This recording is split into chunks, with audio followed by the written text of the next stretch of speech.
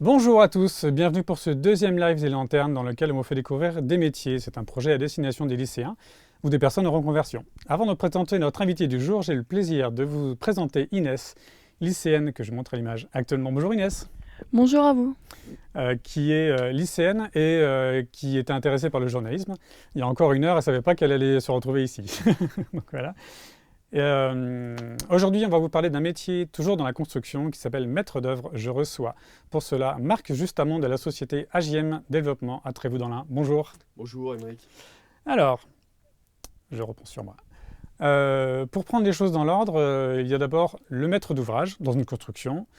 Et euh, donc ça, lui, c'est le client. Le maître d'ouvrage, c'est le client. Est-ce que vous pouvez nous en parler un peu, qu'on définisse bien la Alors, différence entre maître d'œuvre et maître... effectivement, quand il y a des chantiers, donc des opérations, il y a un maître d'ouvrage qui est donneur d'ordre, qui est le client et le payeur, qui est souvent le propriétaire du foncier ou même du bâti où va se situer les travaux.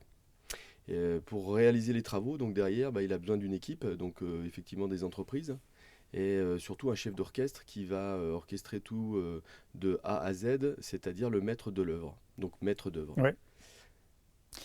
Euh, Le maître d'ouvrage va mandater le maître d'œuvre pour la construction. Est-ce que ça peut être l'architecte? Je voudrais qu'on définisse la différence entre l'architecte et le maître d'œuvre. Oui. Alors, la maîtrise d'œuvre, elle se décompose sur plusieurs Mettre missions. bien dans le micro. Alors, la maître d'œuvre se décompose sur plusieurs missions, et effectivement, l'architecte peut être le maître d'œuvre de D'accord. l'opération. L'architecte a souvent la première mission, c'est-à-dire l'avant-projet sommaire, tout ce qui est opération graphique, mise en place des permis de construire et des dessins. Mais de temps à autre, effectivement, ils ont des équipes d'exécution pour faire toute la partie consultation des entreprises et suivi chantier. D'accord. Je vais indiquer aux gens que vous pouvez poser vos questions. C'est l'intérêt du live. Nous sommes en direct sur plusieurs plateformes, Facebook, YouTube, Twitch et autres. Et donc, en attendant vos questions, l'idée, c'est de faire un lien entre les lycéens et les gens qui sont ici en train de parler de leur métier. Donc, on compte sur vous pour poser toutes les questions que vous voudrez poser. Euh, donc, moi, j'ai lu qu'on pouvait définir ce métier-là comme concevoir, chiffrer, réaliser et piloter le projet, on en a parlé. Pour qu'on comprenne bien, vous êtes amené à chiffrer aussi tout ce que va coûter une Tout construction? à fait. Tout à fait, effectivement. Donc le chiffrage en fait est à la base de la conception puisqu'il y a quand même en parallèle de la Prends bien le conception, micro. On en t'entend. parallèle de la conception, il y a un chiffrage à mettre en place pour respecter le budget de l'opération. Puisqu'un maître d'ouvrage, donc le client en l'occurrence et le payeur, fait l'opération sous certaines conditions. Et la première des conditions, c'est que l'opération corresponde à son budget. Oui. Donc il faut qu'on fasse une estimation par notre expérience ou même en détail. Donc ça, c'est une mission spécifique de la maîtrise d'œuvre qui s'appelle l'économie de la construction. Donc effectivement, on peut basculer sur une estimation en parallèle de la conception et ensuite basculer sur la consultation des entreprises pour valider ce chiffrage et avoir des Mhm. devis précis et ensuite passer commande et ensuite réaliser le chantier. On imagine que ça demande des compétences multiples. On va en parler. Avant de parler de compétences, est-ce que selon vous, vous avez une expérience dans ce domaine-là, quelle qualité ça peut demander au pluriel? Quelle qualité Quelle faudrait pour faire qualité ce métier? pour être maître Pour être d'œuvre maître d'œuvre, aujourd'hui? oui. Alors pour être maître d'œuvre aujourd'hui, je pense que la première qualité, c'est la technique déjà. Donc il faut connaître la globalité de la construction, la globalité sur tous les domaines liés à la construction. Ça va du terrassement jusqu'aux finitions peinture. Voilà. Après, certains maîtres d'œuvre sont spécialisés sur certains domaines de travaux, hein. Mhm. Puisqu'il y a des chantiers qui sont très spécialisés, comme par exemple construire un pont. On n'a pas besoin de peinture sur un pont ou très peu. Ou construire de la maison individuelle où là, il y a plusieurs intervenants. Et pour entrer dans le détail, on a un peintre, un plaquiste, un électricien, un plombier, etc. etc. Donc il faut avoir de très fortes connaissances techniques. Voilà. Au niveau juridique aussi, non? Parce Alors au qu'on niveau on juridique, est plein de effectivement, normes, au hein. niveau juridique et réglementaire, puisqu'il y a le code de la construction qui nous impose certaines choses, hein, puisque tout est réglementé en France, y Bien compris sûr. la construction, y compris l'urbanisme, puisque l'urbanisme fait partie aussi des opérations de construction. On ne peut pas faire ce qu'on veut, où on veut, comme on veut, dans les dimensions qu'on veut. Donc tout commence là. Et après, une fois qu'on a validé un projet global, donc un avant-projet sommaire, par rapport à l'urbanisme, il faut le valider de façon technique. Donc là, on s'appuie aussi sur des bureaux d'études techniques qui viennent calculer la structure, qui viennent calculer les fluides, la puissance électrique, le chauffage, donc des bureaux d'études techniques pour nous aider à avancer sur les consultations des entreprises. Voilà, vous allez vous appuyer, donc ça, c'est pas vous qui le faites directement, vous vous appuyez sur l'expertise de d'autres gens qui sont dans des domaines très précis, comme le fluide. Alors, ce qu'on appelle fluide, c'est Les fluides, c'est tout ce toute qui l'eau, est l'eau. l'évacuation, Donc arrivée d'eau. évacuation, alimentation, chauffage hydraulique, etc. etc. Voilà, tout ce qui est fluide, tout ce qui est liquide, on va dire. Oui. Voilà.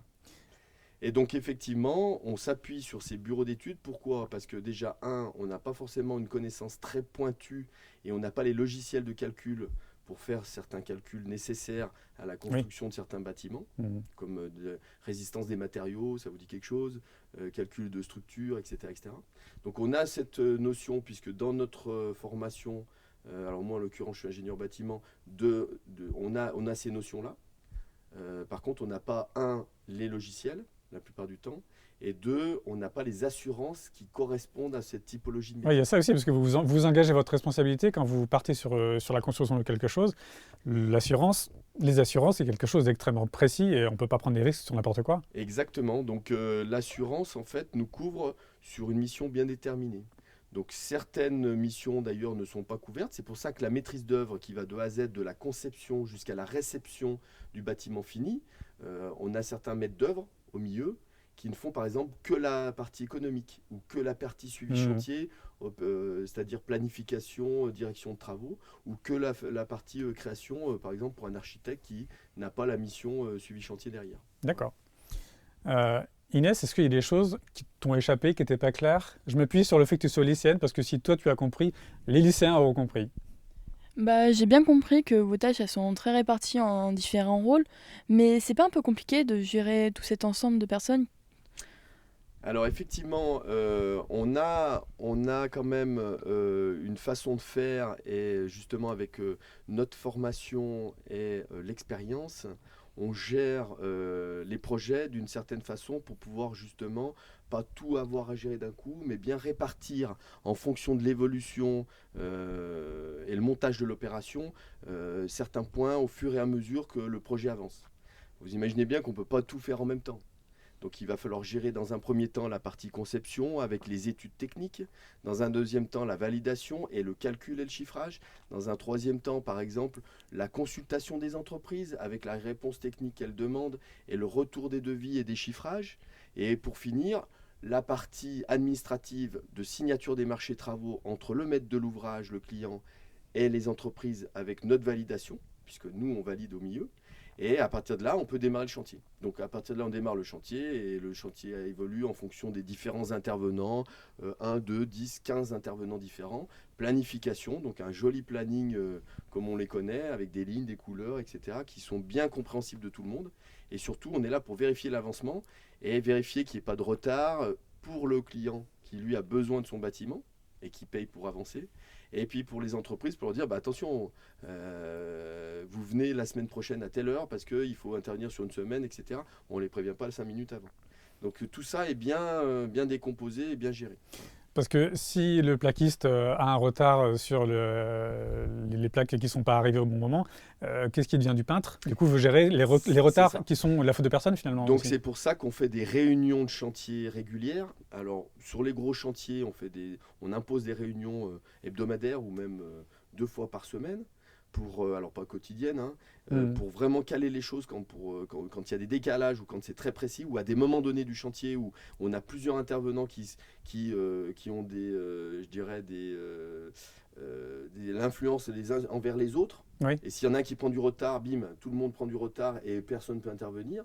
Donc là, il faut à ce moment-là, sur les réunions de chantier, bien spécifier les délais, bien spécifier si vous êtes en retard, pas en retard, au niveau des artisans, si vous pensez qu'il y a un problème technique ou d'approvisionnement des matériaux comme on l'a en ce moment par exemple avec anciennement le Covid et maintenant l'Ukraine, Ouais. où les matériaux aujourd'hui on a un peu de mal là-dessus. Voilà. La question que je venais, est-ce qu'il faut une main de fer pour gérer les chantiers? C'est une question qu'on peut se poser. Comment ça se passe? Est-ce que ça demande des compétences ou des qualités? Je reviens aux qualités. Alors, je pense qu'effectivement, psychologiquement parlant, il y a quand même une relation à l'autre. Donc, on est en face de nous soit des conducteurs de travaux donc, ou des chefs d'équipe, soit des patrons d'entreprise, si c'est des artisans ou même des directeurs sur des grosses structures. On n'est pas là pour dire on est l'arbitre et on fait le chef et vous faites comme je vous dis. On est là pour discuter avec eux, pour trouver des solutions et pour avancer ensemble. C'est plus un partenariat que de taper dessus comme on était dans le temps en vertical. Donc Ça a changé, c'est intéressant ce que vous dites. Oui, ça a un peu changé. Je ne suis pas sûr que tous les lycéens sachent de quoi on parle quand vous dites verticalité, horizontalité. Verticalité, ça veut dire que le chef est en haut, c'est pas compliqué, et les ouvriers sont en bas. Et le chef tape sur les ouvriers, entre guillemets, et dit vous faites comme ça, un point c'est tout. Maintenant on est plus quand même en horizontalité. Alors même si je suis le chef d'orchestre et que en tant que maître d'œuvre je suis payé par le maître d'ouvrage et j'ai tout pouvoir pour intervenir et dire vous êtes en retard, vous serez puni parce qu'il y a des pénalités de retard, ou on pallie en prenant une autre entreprise, ou etc. Il faut trouver des solutions. Mais je ne suis pas là pour taper sur les entreprises, toujours la même chose. Je suis là pour travailler avec les entreprises qui ont été choisies pour faire le chantier, et avec les hommes qui sont là pour justement faire fonctionner leur entreprise et payer leur main-d'œuvre, payer les gens, les employés, et pour faire avancer le chantier. Je ne suis pas là pour faire l'arbitre ou le flic, disons-le. Exactement. Ouais, c'est un peu ou ça. le policier. Ouais. Même si ça fait partie aussi de mon travail, de dire attention, là vous dépassez certaines limites techniques, c'est pas comme ça qu'on fait, ça c'est pas bon, ça c'est bon, là vous avez dépassé le retard, là il y a un problème, etc., etc. Donc quand on est obligé, on est obligé. Mais les méthodes ont changé, vous avez eu le temps d'avoir cette expérience-là, de voir les choses changer, manière de faire? Alors moi je dirais non, même si ça fait aujourd'hui pratiquement 17 ans que je suis à mon compte en tant que maître d'œuvre. Avant j'ai travaillé effectivement dans la promotion immobilière et j'ai travaillé en tant que salarié dans de la maîtrise d'œuvre.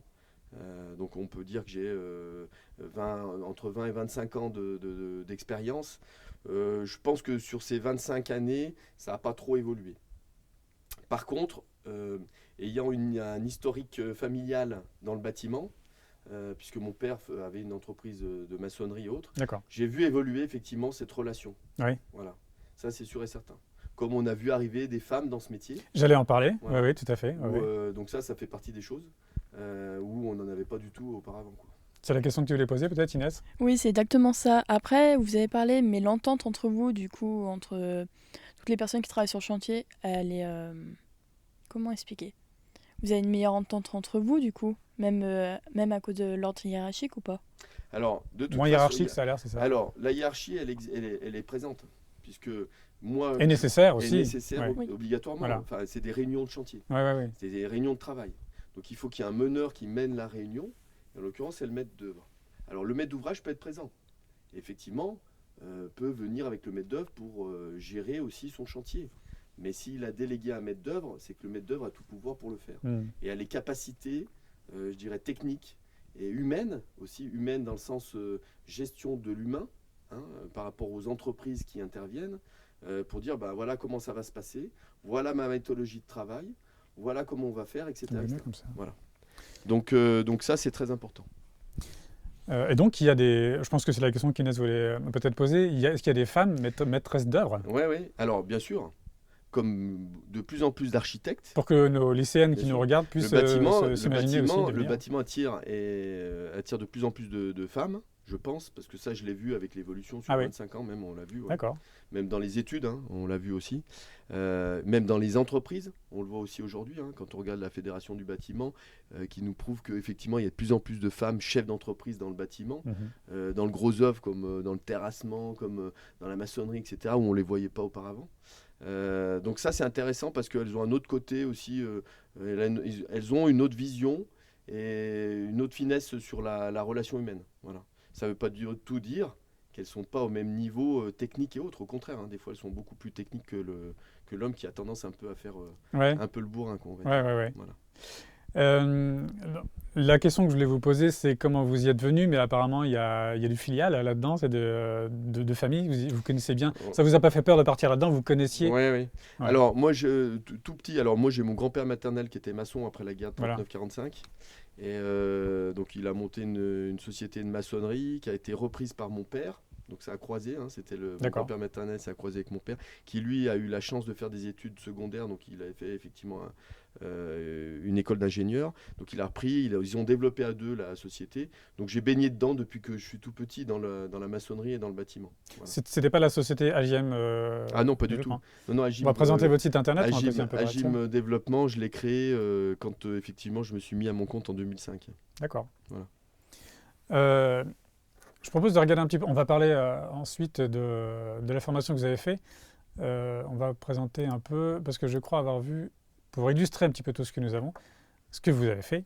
Oui, Ça, c'est ce que vous avez fait, vous, c'est des c'est ça. images de ce que vous avez fait. On va avoir un peu de. Alors, ça passe en direct là, les Ouais, ouais, photos ouais, qu'on ouais, voit là. ouais. Effectivement, donc sur mon site internet qui vient d'être créé, parce qu'aujourd'hui, moi je fais mon chiffre d'affaires à peu près 50% avec des particuliers, sur de la rénovation, sur de la maison individuelle, sur des bâtiments d'habitation, tout simplement. Mhm.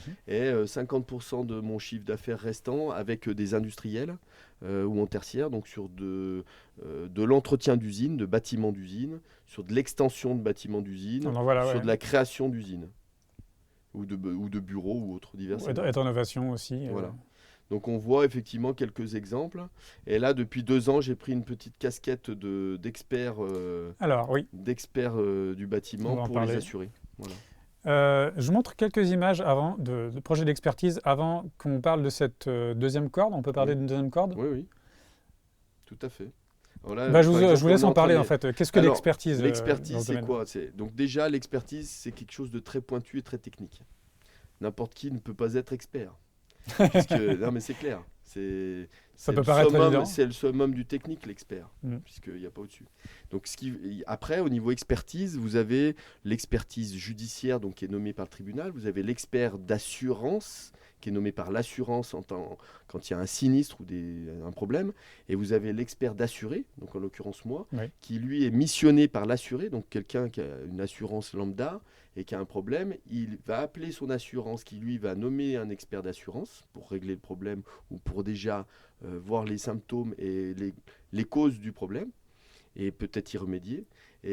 Mais par contre, il a le droit de prendre aussi son propre expert pour l'aider techniquement et l'assister techniquement sur les réunions et la relation avec son assurance. C'est pour valider des Voilà. décisions aussi. La plupart des gens, effectivement, techniquement, ont très peu de notions au niveau bâtiment et sinon ils régleraient les choses tout seuls comme des grands, quoi. On n'est pas censé être des sachants et d'ailleurs, même Tout si à on fait. l'était un peu, notre parole ne vaudrait pas grand-chose sur une histoire d'assurance. Il y a C'est ça. aussi. C'est ça.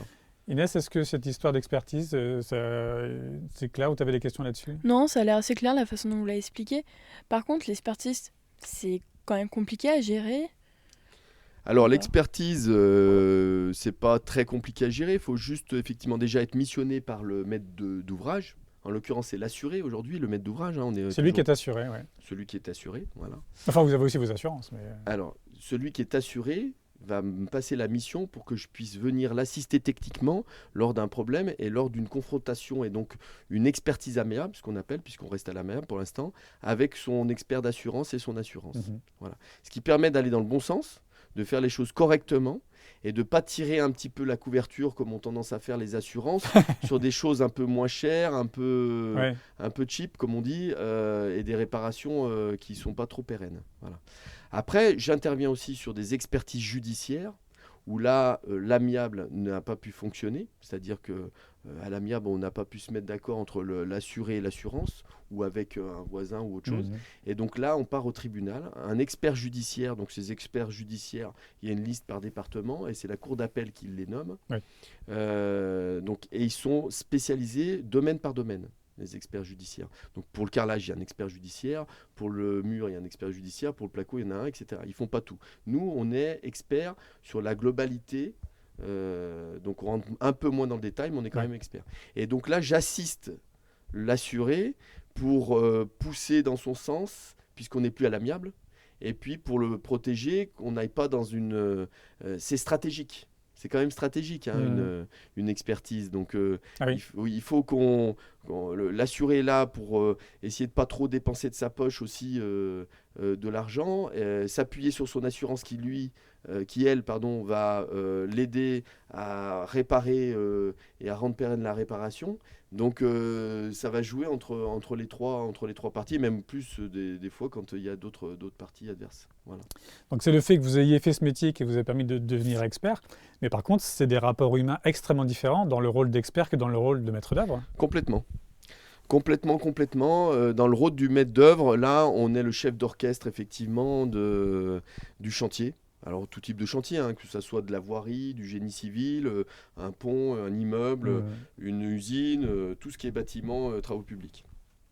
Quand on est expert, on intervient surtout, non pas sur une réalisation, mais sur une problématique. Donc c'est pas du tout la même façon de travailler. Donc là, effectivement, on fait un rapport d'expertise, et après, donc les causes, on détermine les causes, les symptômes qu'on voit. C'est un peu le médecin généraliste, en fait, l'expert. C'est le médecin généraliste qui préconise de faire un ferroscan, c'est-à-dire une radiographie du mur en béton armé pour voir s'il y a assez de ferraille. Et à partir de là, on prend un bureau d'études structure pour recalculer, pour voir si la ferraille est bonne ou pas bonne, et si la fissure et le mouvement provient de ça. Donc c'est un peu ça. Voilà. On vient parce qu'il y a un problème. Donc on est médecin, là. On est plus chef d'orchestre. C'était une évolution de carrière. Vous avez quoi comme formation à la base ? Alors moi j'ai fait un bac scientifique. Voilà.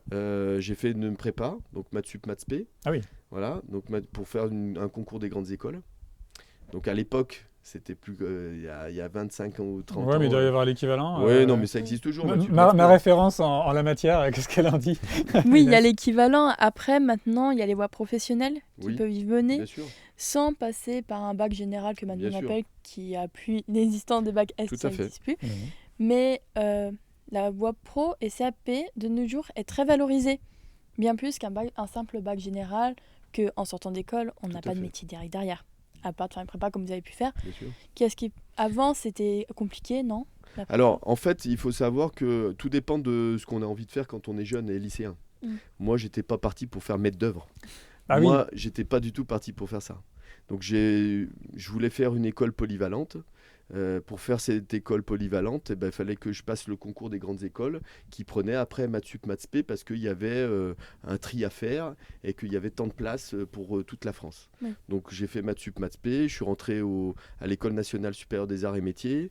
Je suis parti à Cluny faire mes 3 ans et une spé à Paris, une spécialisation. D'accord. Et après, je suis rentré. J'ai fait entre-temps mon service militaire d'ailleurs dans le bâtiment pour pas trop me perdre encore. C'est bien, ouais. Donc là, j'ai fait 1 an de volontariat, effectivement. Alors pas volontariat, mais un petit peu plus, 14 mois. Dans le génie, donc effectivement dans le bâtiment pour l'armée, on va dire. Avec une très belle expérience et puis des choses que je pourrais pas faire aujourd'hui. Sauter en parachute, donc ça n'avait rien à voir, mais c'était quand même super sympa. Voilà. Et après, je suis rentré dans la vie active, où je suis rentré dans un groupe dans le groupe Bouygues en l'occurrence, comme jeune ingénieur conducteur de travaux. Et après, on a l'évolution en fonction des opportunités, de la vie familiale, de l'environnement, etc., etc.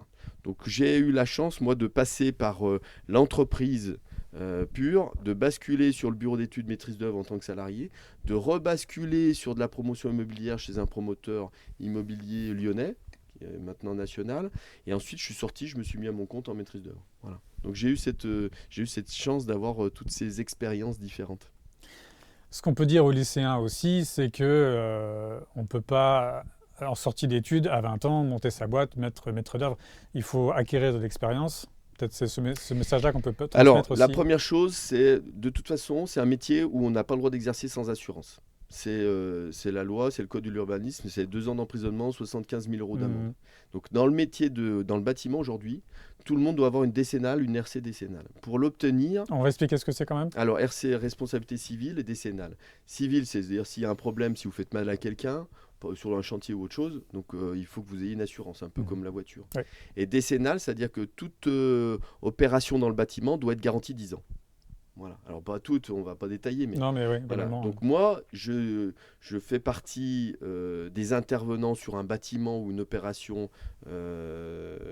diverses et variées, bâtiments, travaux publics. Je dois avoir ces assurances-là. Comme doit l'avoir le terrassier, le maçon, l'architecte, Oui, etc., etc. Voilà. Puisque le bâtiment est garanti 10 ans. Voilà. Donc déjà, pour obtenir ces assurances, les assurances ne les donneront pas à n'importe qui. Donc soit vous avez effectivement le niveau, alors je vais être, c'est pas péjoratif, mais le niveau intellectuel ou scolaire, si vous voulez, et que vous avez le diplôme qui correspond, et avec un tout petit peu d'expérience quand même, il vous donne cette assurance-là.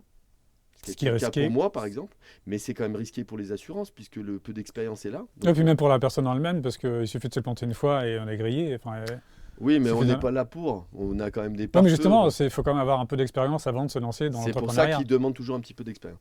Ouais. Soit effectivement, vous avez une grande. Donc vous venez du technique, comme tu disais, Inès, où là, effectivement, je pense que. Alors, j'ai pas les pourcentages, il faudrait demander à la Fédération du bâtiment, mais une grosse partie, donc à moi, j'estime 70-75% des maîtres d'œuvre exécution arrivent, je dirais, du technique pur. Donc, ils n'ont pas fait des grandes études auparavant et ils sont montés en interne par la partie expérience, ce qui est vraiment très intéressant parce qu'ils emmagasinent de l'expérience. Mais par contre, il vous faut une formation pour avoir les capacités d'organisation et de gestion de chantier. Alors, si c'est des petits chantiers, pas trop besoin, mais si c'est des gros chantiers, oui.